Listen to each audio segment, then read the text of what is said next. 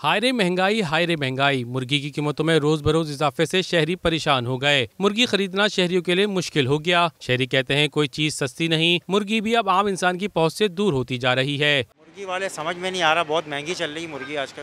रोज दिन ब दिन रेट बढ़ते जा रहे हैं इनके, पर क्या करें, खाना तो है रमजान के महीने में। वैसे भी यहाँ महंगी है, रोज ही बढ़ रही है। बकरा ईद के सीजनों में भी बढ़ी हुई थी, इसके रेट तो कम कहाँ हो रहे थे। अब दुकानदार से पूछो कि वहाँ से महंगी आ रही है, कुछ समझ में नहीं आ रहा।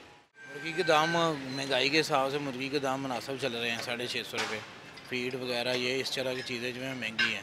चूज़ा महंगा है, उस हिसाब से 650 रुपये मुर्गी का रेट, कमिश्नर के रेट में मुर्गी बेची जा रही है।